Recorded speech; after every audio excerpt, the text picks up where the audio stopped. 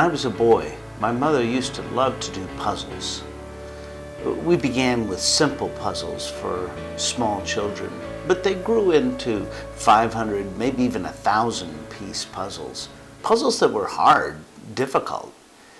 And as children, we needed help in doing those puzzles. And so Mom would allow us to look at the box top from the puzzle box.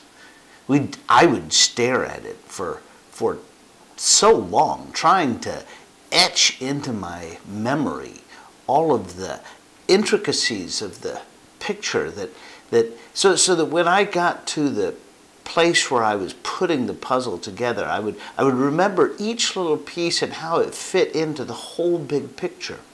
But I could never remember the picture so well. So I was always having the box top right next to me, and as I would take the pieces, I would try and figure out how they fit into that big picture. But as we got older, my mother would allow us to look at that box top less and less frequently, until finally we only got to look at the box top once before we started the puzzle. And from then on, we had to fit the pieces together as we saw them fitting into the small little pieces of the bigger picture. You know, I've tried to do a puzzle before without ever looking at the box top. Just taking the bits and pieces and putting them together. It's not all that difficult. You start out with 4 corners and then a straight line. You get the border. And then you begin putting the pieces together as they seem to make sense. If the Father and Jesus are showing us what they're doing each day and inviting us to be a part of what they're doing, then it's a little like the puzzle. They sometimes give us the big picture, but most of the time they're just giving us bits and pieces. And even when they do give us the big picture, they don't give it to us in all detail, so that as they give us the bits and pieces, we understand exactly how everything fits in and how everything works. We're bits and pieces people. God is the big picture. And as He gives to us each day, according to what He is already doing, when He invites us in to be a part of what He's doing, we get bits and pieces of His master plan.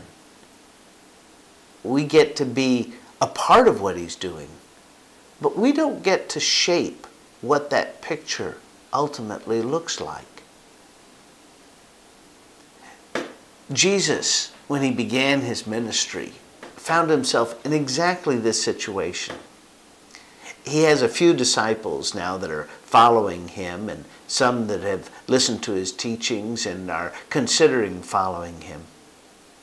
And an event comes up in which He's invited with His family and His disciples to attend a wedding in a town called Cana. As the wedding is going on, and weddings back then took several days, the host of the wedding ran out of wine, which was something that was inconceivable. I mean, it was not well prepared. And this seemed to be a well-to-do family. But it was late in the evening, and everyone was perhaps a little toasted. Jesus' mother, recognizing the situation, goes to Jesus and tells Him that He needs to help the host out in this situation by providing some wine for the guests. Jesus turns to her and says, "Mom, it's not my time. The time for miracles has not yet come." And Mary just seems to ignore Him and goes to the servants and says to them, "Do whatever my son tells you." And so with only a few people looking on, primarily His disciples and the servant, He he asks the servant to bring some jars of water, and these are large jars of water, maybe even 3 feet tall. And Jesus does a miracle. He turns the water into wine, and the wine is taken to some of the guests. And one of the guests says to the host, "This is incredible. Most people use the best wine first and save the inexpensive and cheap wine for last, since by then most people won't care. But you've saved the best wine for last." The question is, did Jesus react just simply to what his mother wanted? Did Jesus react to what his Father was doing? Or did Jesus engage and solve the problem himself? Well, Jesus tells us that he responds only to the Father. The Son can only do what he sees the Father doing. And so we have to assume that in the midst of this situation, that Jesus turns to his Father and seeks his Father's will out. And that his Father wanted the water to be turned into wine. He wanted an opportunity at the beginning of Jesus' ministry for it to be said and later written by the disciples that the Father had saved the best for last. And that best is Jesus. And it's a powerful teaching at the very beginning of Jesus' ministry.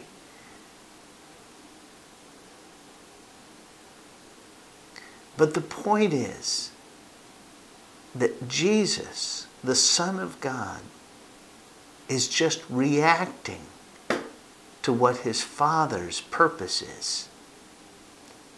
Jesus is getting bits and pieces, just like the puzzle, bits and pieces of what his Father's big picture, big plan is all about. You know, I've found that it's hard for me to live each day at a time.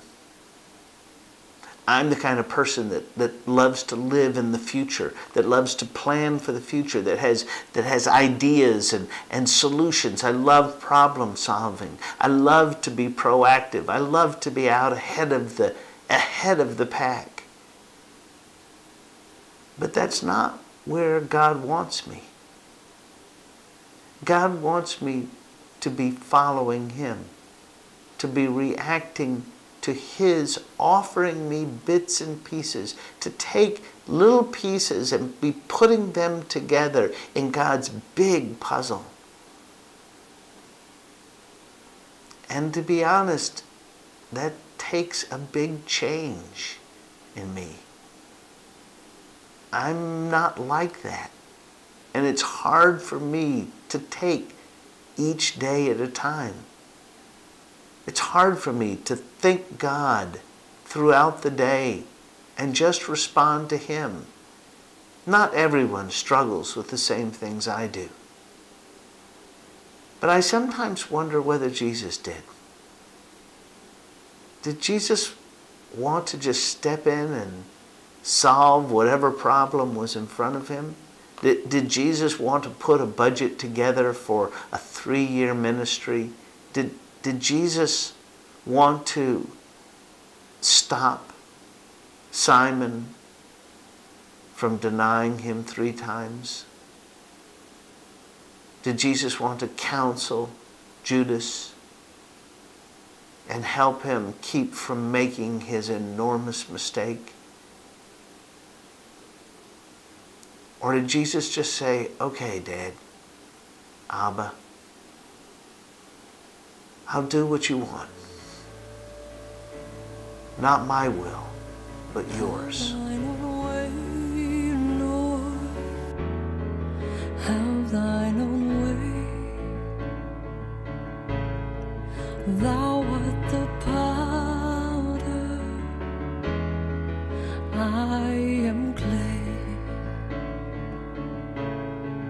Mold me and make me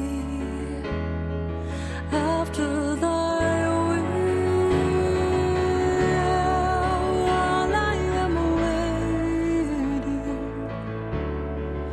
yielded and still, have thine own way, Lord, have thine own way. Search me and try